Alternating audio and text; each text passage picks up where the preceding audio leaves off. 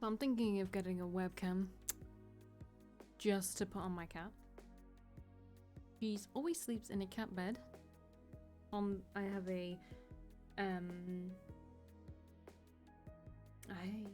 J-shaped desk. I don't know what, I mean, I guess it's an L-shaped desk. Yeah, it's an L-shaped desk, I guess. I thought the other side was short for some reason, but yeah, it's an L-shaped desk, and she's like right next to me in a cat bed. And she always sleeps there every night thus far since I had it in here. And actually she was in here at 12 p.m. She was in here at 12 p.m. today, and it is now 1:37 a.m. She has been here over 12 hours, just sleeping. I think it was because it was raining outside, but usually I don't see her during the day because I'm one of those monsters that lets the cats outside the house. But yeah, she would come back at night, and then she'd spend the whole night sleeping in the cat bed in here, so I would like have to leave her to go to sleep. And in previous videos I've even had to go, hey, 1 second, I need to pause to let my cat in. I keep going on tangents in this one. I'm just like kind of in a talky mood, I guess, maybe a little bit, I don't know. But yeah, I was thinking of getting a webcam just to put on her. It's adorable, and I don't know, I think that like having a in the corner somewhere or something could be cool. There's a function for that, right? Video capture device, is that it? To do that? Because yeah, I'm completely like new at any of that kind of thing, and maybe I'd like the option to have the webcam there if I was ever to put it on myself. I don't know, we'll see. Anyway, let's actually continue with this bloody game, shall we? Alright. Well, oh, don't be such a killjoy, Penny. Aspen's only a teenager, and you know, teens will be teens. Sorry, I needed to move the mic. I don't believe it. Aspen's never been into sports. She wouldn't do cartwheels in the garden for no good reason. She did go to ballet, Pen. Yes, and look how well that turned out. Aspen winced. She knew her mother had her best interests at heart, or at least she hoped she did, but her words could be rather cutting at times. Aspen knew she hadn't been very good at ballet, but she hadn't been that terrible, had she? And why were you doing cartwheels? Wait, don't answer. Let me guess. Pippa put you up to it, didn't she? It was a dare. A dare, of course it was. There was another heavy sigh at the end of the line. Good grief, this is like the Charlotte situation all over again. Charlotte? That's a name I haven't heard in a long time. Didn't she go to Aspen's ballet class? For a while, yes. Don't you remember her? She was a simpering little thing. I think she fancied herself the next Shirley Temple. At least her mother certainly did. I'm glad to be shot of her, but Pippa might be even worse than she was.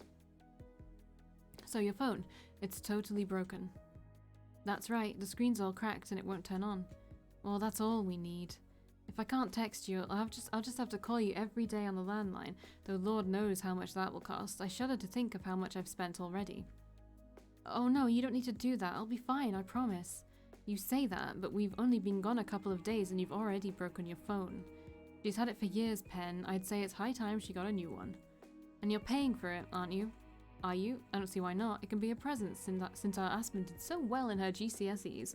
We already bought her a present. We got her that laptop, remember? Well, that's another present for our favourite daughter. You did get straight A's. I got a B in French.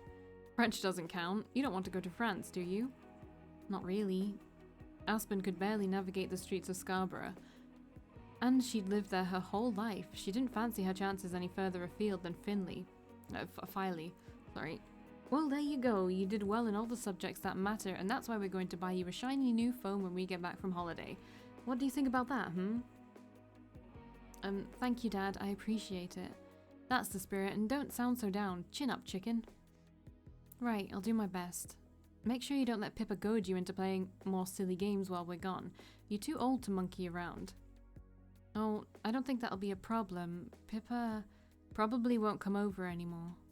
Why not? I thought Pippa was your best friend. We are, or were, rather, but... Aspen sighed. We had a bit of an argument. You argued with Pippa? But you never argue with anybody, Aspen. Aspen frowned, cradling the phone against her ear. So it seemed even her own father thought she was a complete pushover. That was a little disheartening. I don't usually, but she annoyed me. Well, I'm sure you'll patch things up in the end. I always fell out with my friends when I was your age. It's part of growing up. I don't know. Pippa can be pretty stubborn. I'm scared she'll stay mad at me. Valkii too. I don't know what to do. You fell out with Valkii as well, but she always struck me as a sensible girl. I know, but I said some mean things to Pippa and Valkii took her side. She did?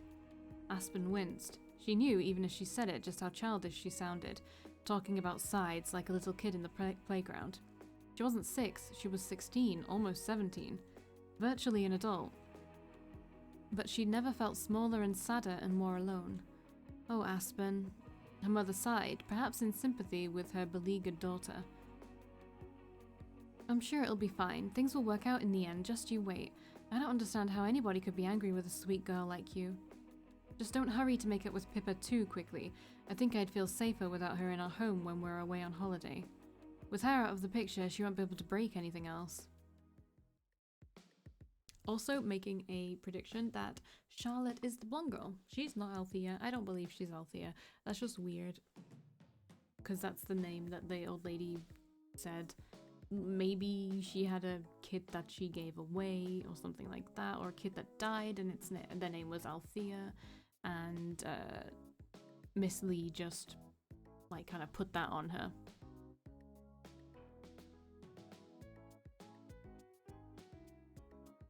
After finishing the lengthy and no doubt expensive phone conversation with her parents, Aspen went back to the kitchen to warm up her dinner.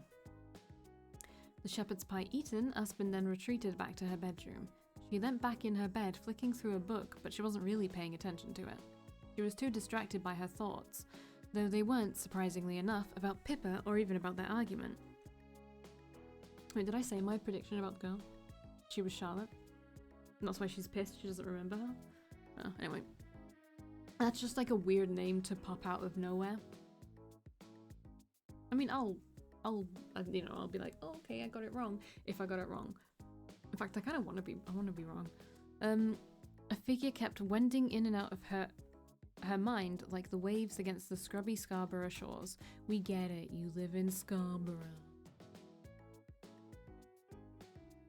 The figure was dressed in white, had long flowing hair, and stepped nimbly through the fog of Aspen's scattered thoughts like a deer.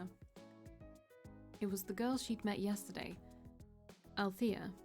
Aspen hadn't told her parents about Althea because then she'd have to confess to breaking into Miss Lee's home, and she didn't want her parents, particularly her mother, to know she'd gone there last night.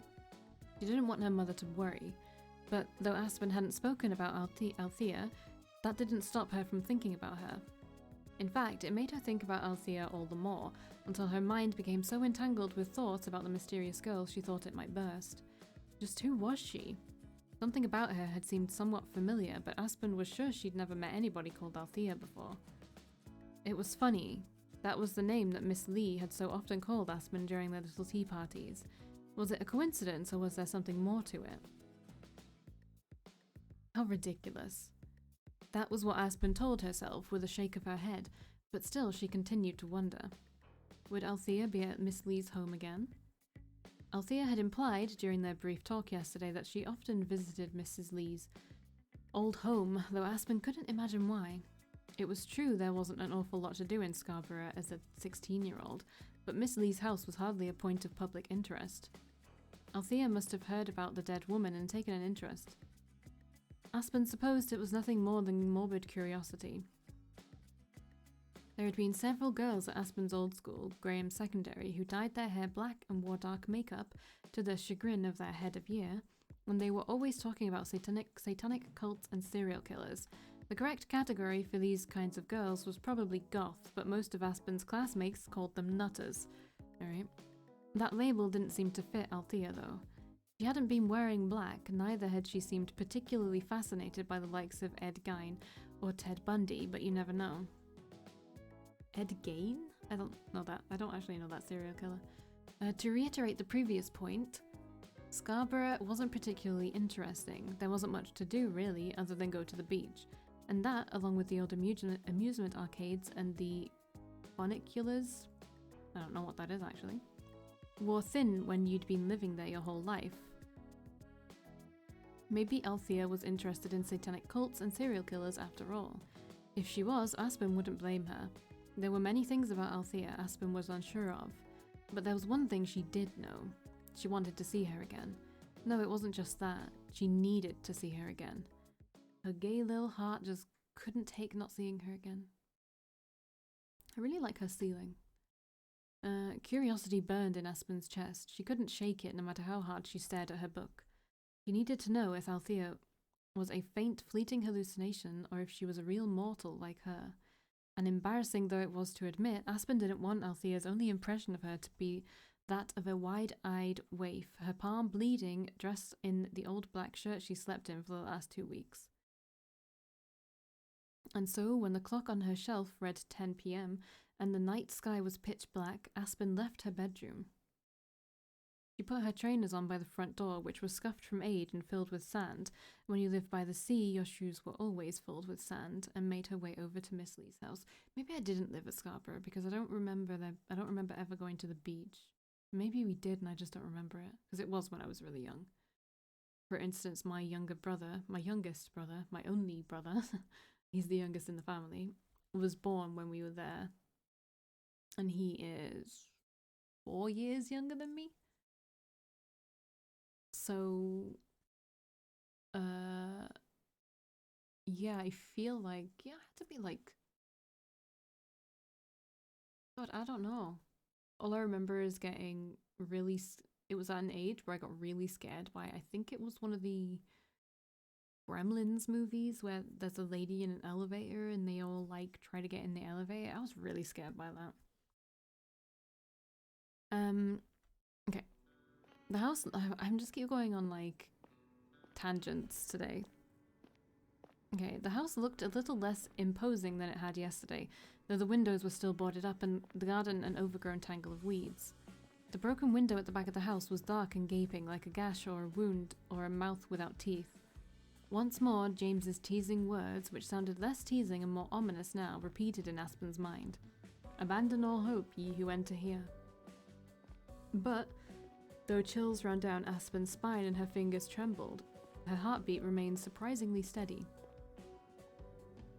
The moon, hanging cold and round in the night sky, shone down on Aspen, not like a prison searchlight, but almost like a concerned friend. A guardian. It was watching over her. Of that, Aspen was sure.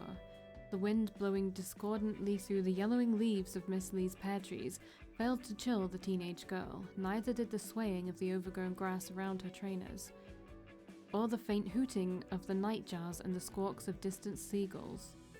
Now Aspen knew what lurked beyond that window. Yesterday, lost in a sea of self-doubt, Aspen had let her imagination run wild. She'd seen ghosts and phantoms flittering hither and thither, while homeless men with unshaven faces and rough hands stole plates and cutlery and threatened any defenseless teenagers they happened to meet. Now, these eerie imaginings seemed trite, almost childish. When Aspen thought of Miss Lee's home, her mind invariably turned to Althea. Aspen hoped the other girl really was there. Then she might not be mad after all. It would prove the events of yesterday had been real, and she hadn't lost her temper at Pippa over a vague imagining. Or maybe it would prove nothing, save for the fact Aspen's hallucinations were more persistent than she thought. Either way, Aspen had to know. Was Althea there? There was only one way to find out. Aspen crossed the shrubby lawn, the dead and dying grass choked with dandelions, and reached the empty window. She set her fingers against the frame. Carefully, Aspen lifted herself up. She rested her feet against the wooden windowsill, which felt alarmingly soft beneath the crouching bulk of her body. Maybe the wood was starting to rot. Could it be water damage? But no, time seemed like the more likely culprit. The whole house and the garden that surrounded it was falling into a state of disrepair. It had always been a bit rough around the edges, even when Miss Lee had been alive, but now she was dead, it had really gone to seed. Perhaps the house, like its owner, had given up. That thought made Aspen shiver. The wind caressed her back as though urging her onwards. You've come this far, you can't give up now. So she moved her leg, sliding from the sill and into the waiting darkness. Sweet. Aspen was more careful this time. She moved from the sill to the counter, taking care to avoid the sink and its rusty taps. Then she let herself down, the soles of her feet meeting the floor with a dull thud. Dust swirled in the air the moment her shoes touched the floor. Coughed. As Aspen pressed her fingers against her mouth, trying to stifle her sneezes, she heard it. A girl's voice. So you came back? I didn't think you would. Still coughing, Aspen lifted her head, eyes beading with tears, and blinked. There, sitting on the edge of the washing machine, was the girl, Althea. So she hadn't been a hallucination after all, but though Aspen could see Althea in front of her, she didn't feel particularly real. Why would a girl, and such a pretty one at that, spend her nights sitting in Miss Lee's old home, all on her own? It didn't make any sense. For the present, however, Aspen was there, and so was Althea, and they both seemed solid enough. It was all too real to be a dream. Aspen's imagination might have netted her an A+ on her English literature exam. It was the only exam she'd done better in than Lucky, but it wasn't that good. Yeah, I came back. English literature was also the subject I did the best in. I was also a doormat. Kind of, a little bit. With one girl. Yeah, I came back. Well, you don't need to say that. I can see that for myself, silly. I'm sorry. Aspen's cheeks flushed. She ducked her head, suddenly shy. Althea noticed her embarrassment and laughed. Her laughter seemed to cut through the eerily still, stale air of Miss Lee's old, boarded-up home. It was light and refreshing, like a spring breeze. Do you mind that I'm here? No, why should I? I just thought, you were here first. Maybe I'm intruding or something? Hilly. Althea shook her head. I don't have any right to kick you out. This isn't my house. I'm just a guest. You can stop by as often as you like. But don't you come here to be alone? Not really. I'm alone most of the time already. This is just a different sort of aloneness than usual. Althea's voice was light enough, but there was a strange undercurrent to it that made Aspen pause. Do you come to this house often? Almost every night. And how long have you been doing that? I'm not sure. I wasn't keeping count. A while. Why? Althea inclined her head, letting her legs swing back and forth in the air like pendulums. She was dressed almost entirely in white, just as she had been yesterday. Her legs were encased in sheer white stockings, and she was wearing the same demure black flats that looked a little like ballet slippers. Ballet slippers, huh? Like Charlotte, who went to ballet? They didn't seem like the most practical footwear for breaking and entering. Then again, Althea didn't seem like the kind of person who cared about being practical. You're asking a lot of questions. You don't fancy yourself as some sort of detective, do you? Her eyes shone like fireflies. Hey, are you going to arrest me? No, I was wondering. Don't your parents mind that you keep coming here? I mean, it's so late and it's not exactly safe. Oh, them. Althea snorted. I don't worry about them, and they sure as hell don't worry about me. I'm sure they'd be upset if they knew what you were doing. Oh, you're sure, are you? Althea's voice, which had been so light and inoffensive before, took on a steely edge. She leant forwards, her eyes flashing in the gloom. They no longer looked like fireflies, but will-o-wisps. I'm sorry if this sounds rude, Aspen, but you don't know the first thing about my family. How do you know how they feel about me? I'm sorry. You should be. Don't lecture me on things you don't understand. My parents don't care about anything other than themselves. That's just the way they are. They don't even know that I exist half the time. They never ever talk to me. Well, I'm glad. I don't want to talk to them anyway. They're so boring and miserable it makes me feel sick. Althea's words fell from her lips in a frenzied, almost excited tumble. But when she saw Aspen shrinking away from her, her face her face pale, she paused. Not that it's your fault, I guess. I'm sorry for being short with you. Oh no, it's fine. But now you're acting all worried about me. To be honest, I'm surprised you're not more worried about yourself. What do you mean? Aren't you scared of being in this old house with a weird, creepy girl like me? I'm not scared. You don't sound too sure. I'm not sure about most things, but I knew that I wanted to come back here. Why is that? You didn't sound too keen about coming here last time. I thought your friends had bullied you into it. Althea placed her fingers around her eyes like binoculars and glanced left and right about the dusty, dirty kitchen. They're not waiting outside for you like last time, are they? No, they're not. They both went back home. Oh, I see. Althea, perhaps noting the faint crinkle in Aspen's brow, leaned forwards once more. You didn't get into a fight, did you? How did you know? Please, you're not exactly hard to read. Aspen thought it would be quite hard to read Aspen thought it would be quite hard to read in Miss Lee's kitchen, faces or otherwise. It was so very dark, and the dim light afforded by the moon's rays hardly helped. Maybe Althea was used to the dark. She must have eaten a lot of carrots as a young girl. Aspen, that's a myth. That, or she'd come to this house so often she could pick out the smaller details others might have missed. Well, if you really want to know, I said some things to Pippa and she got into a huff, and we didn't talk at all last night, even though she was supposed to be staying over. It was really awkward and uncomfortable. I kind of wish I'd kept my mouth shut. So you regret it? I'm not sure. I wanted to say those things to her for a long time, but I never had the courage. Maybe I'm happy I finally got to give her a piece of my mind. Good on you, then. What made you do it, though? I didn't think you were the confrontational type.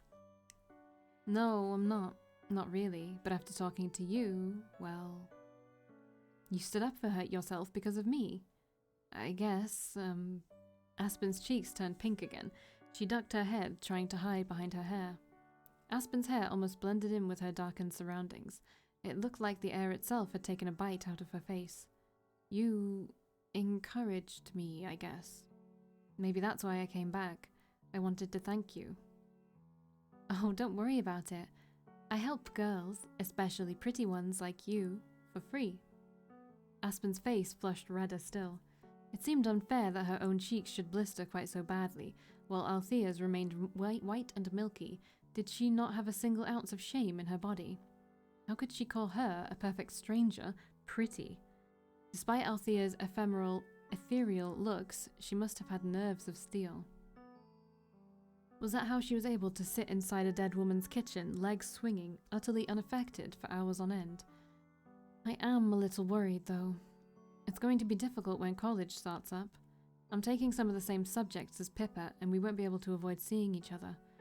I'm no good at making new friends. I told my parents about it, but they said it would be fine. My dad seems to think I'll be able to patch things up with Pippa in a few days, but he doesn't know her like I do. He doesn't know how stubborn she is. If she has a grudge against somebody, she doesn't forgive them, not that easily. Even if that person used to be her friend. I see.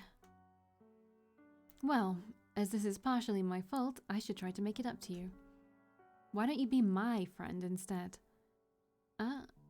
Aspen's head jerked upwards. She stared at Althea, her eyes a little too wide. Aspen had never even considered such an arrangement. She wouldn't have dared.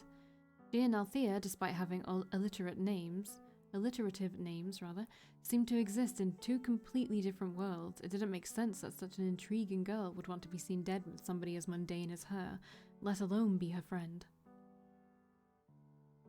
But Aspen's world had been strange and topsy-turvy ever since she found Miss Lee in her kitchen last December. Her eyes rolled back and her mouth open. You don't have to keep describing it that way, in that exact way. Aspen had thought, after 6 long months, she'd finally managed to return to a state of normality, but now she wasn't so sure. She wasn't sure about anything. Is that really alright? Why wouldn't it be? But I mean, why would you want to be my friend? It's not like I'm interesting or anything. In fact, I'm really plain. And if that wasn't enough, Aspen's mother still saw fit to buy her daughter's clothes, though she was 16 years old. If that wasn't sad, Aspen didn't know what was. But to her surprise, here's a crazy idea. I want to be your friend because I like you, but you hardly know me. Althea tutted. Maybe I don't know you well, but I do know you're fun to tease. You turned red easily, and though you're kinda shy, I think you have some serious guts. Most people would be too scared to come to a place like this, but you did. You came back not once, but twice. That's why I like you, and that's why I want to be your friend. You're wasted on Pippa. You deserve better. I think you're much more interesting than I am, but if you really don't mind, I think I'd like to be your friend. That's my line, silly.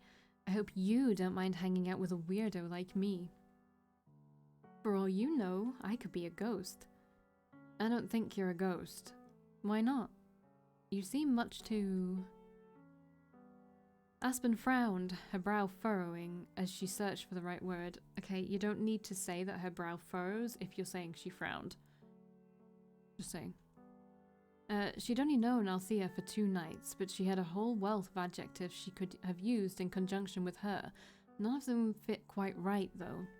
Althea almost seemed to defy description. Maybe it was because of her surroundings. Miss Lee's kitchen seemed so very dead, whereas Althea, you're so alive. Only when I'm around you. You might not believe it, but most of the time I'm quiet as all get out. You're right, I don't believe it. And you don't believe I'm a ghost either? Not for a second, you're way too solid. Oh, are you saying I'm fat? Of course not, don't be stupid. Althea was so slender, almost to the point of alarm, her sternum so pronounced the jutting bones looked like blades. Well, I wonder. Sometimes when I've been sitting in this house for a few hours, I start to feel like a ghost. There's nobody else here, and it's so quiet it's easy to trick myself into thinking that I died along with the house. Althea hung her head. Her voice was wistful and far away, as though she was looking deep, deep, deep into the past. It was strange, though. Althea didn't look that old, though it was hard to tell in the darkness. Aspen thought she must have been around her own age. Surely most 16-year-olds didn't have that much past to reflect on. Hey, Aspen. What is it? I was wondering. You're the first person I've seen in this house all summer. In fact, you're the first person I've really spoken to, full stop. Can you help me prove that I'm really real? Sometimes I feel like I'm going to fade away. And it's scary. I can try, but how can I prove something like that? It's simple. Oh, we finally get her Sprite. Althea jumped down from the washing machine. Her black flats made a dull, dimensionless thud against the floor. She certainly sounded real enough. From what little Aspen knew of ghosts, they didn't make mundane noises like that. Didn't they prefer moans and cries and rattling chains? You said we could be friends, right? Right. Then let's make it official. Althea took a step towards Aspen. Aspen, for whatever reason, felt a sudden urge to take a step back, but that was foolish, wasn't it? Althea wasn't a ghost. Though she enjoyed spending her free time in the house of a dead woman, that didn't mean Althea herself was a corpse. Teenage girls often enjoyed grimmer things than the general public suspected. Why else were fights to the death and political revolutions so popular in young adult fiction? But, even so, Aspen couldn't quite shake the suspicion that something was off, no matter how subtle about her new companion. Here. Althea extended her left hand, her little finger poised. Her nails were pale pink, like the inside of a conch shell, tipped with neatly trimmed lines of pale white. They were very pretty. Were they the fingers of a ghost?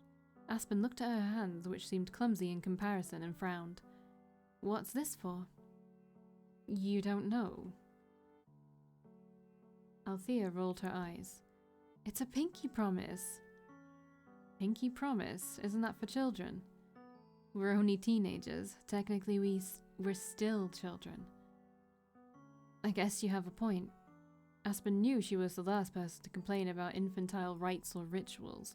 She'd only returned to Miss Lee's home because of a game of truth or dare, and no matter what Pippa said, it didn't get much more childish than that. So, we link fingers? That's right.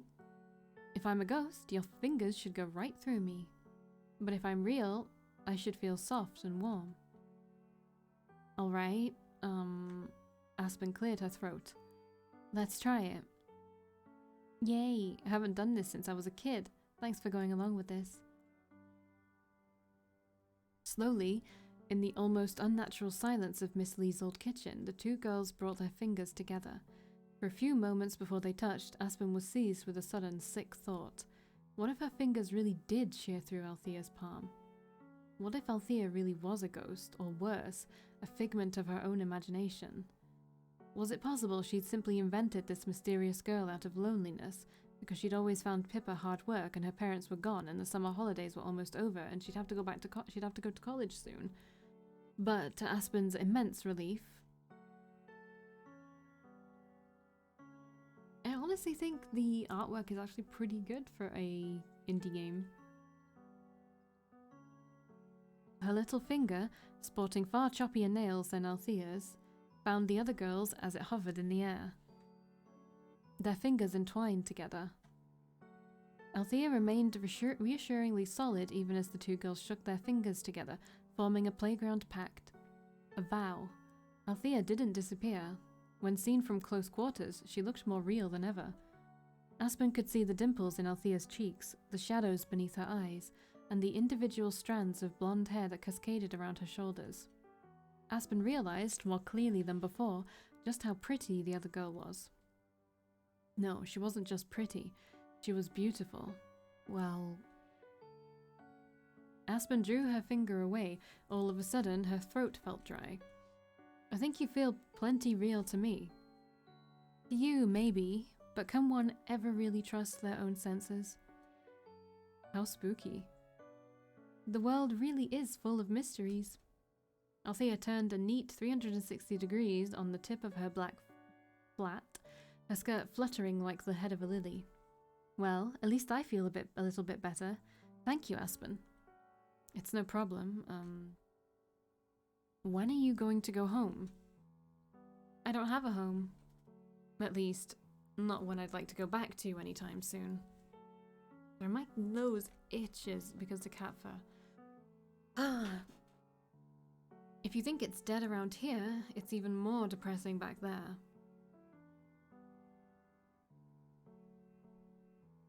Then, when are you going to leave this place? Whenever I feel like it. Althea shrugged carelessly. It depends on my mood. Sometimes I hang around this old dump for a few minutes. Sometimes I stay for hours. Hours? Aspen stared. She couldn't imagine braving such a dark, oppressive atmosphere for so long. Ghostly images of the recently departed Miss Lee would drive her crazy. But Aspen reflected. Althea had never met Miss Lee before. She didn't know what it had been like, coming face to face with the dead woman in this very kitchen. What do you even do in here for hours? I sit and read, mostly. How can you see in the dark? I have a torch, obviously. Obviously. Do you ever look through the old rooms? I've done a little exploring, but there's not much to see. People came and nicked most everything of value. Althea glanced at the washing machine, which was tucked away in a corner by the door. Everything they could manage to fit through the window, anyway. Do you think it'd be alright if I had a look around too?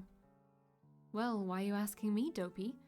Like I said, this isn't my house. And we will see if they go exploring in the next video. I'll see you then, bye.